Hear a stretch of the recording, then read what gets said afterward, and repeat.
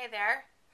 So this past weekend, I went with some friends to see Billy Elliot. Um, Musical, about a young kid who wants to dance. Um, and of course, I'm not giving anything away for those of you who haven't seen it. Early on, we find out that his mother died. And there are a couple of very poignant scenes, um, with things that she has left behind for him.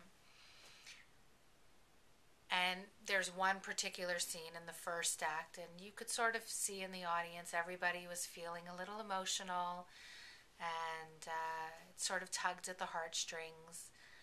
And I sat bawling. I couldn't wipe the tears away fast enough. And then, I regained my composure, and intermission comes, fine, and then there's Act Two. And in Act Two, the scene started where I knew I was going to get emotional, and I looked over at Mark and I started laughing. And I said, why is it that there always has to be a dead mother? And of course, then, the scene continued and I ended up crying again. But it got me thinking. Cinderella, the mother dies, there's an evil stepmother. Finding Nemo, the mother's dead. Bambi, the mother's dead.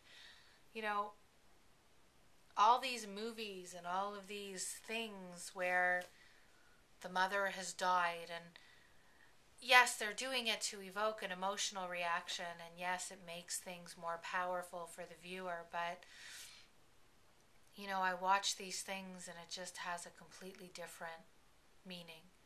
And I'm watching it with a completely different lens, because when you see these kids struggling to cope with life and they don't have their mother there.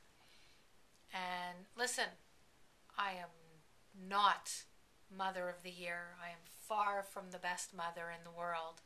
I don't claim to be. I make no pretense about it. But at the end of the day, I'm her mother. And that makes me the best mother for her. And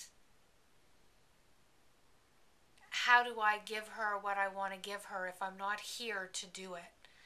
And all of these shows and all of these movies that are playing off the emotion, it's emotional and it's poignant, but it's very real. And it's very difficult to sit and to think that she may not have me here to ask the questions. And again, I may not have all the answers, but I'm her mother, and at least I can give her the comfort that she needs. And, Mark's a great dad. I'm not taking that away from him, especially as he's sitting holding the video camera. But a girl needs a mother. So, I don't know. I have taken to writing, which is a chore that I detest.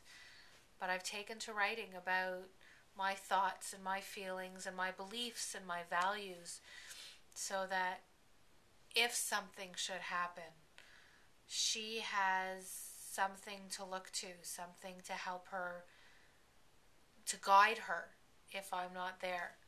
And, in a way, it's very helpful to know that I'm doing that, and it's cathartic for me to give that to her.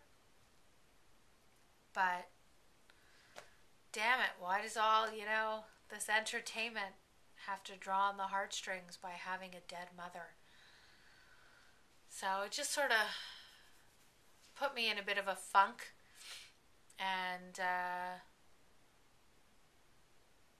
hopefully we won't have to deal with it, and the drug will work or something will work and it'll all be fine. But it just put me in a funk. So anyways, that's it. Hope everybody has a good night. Bye.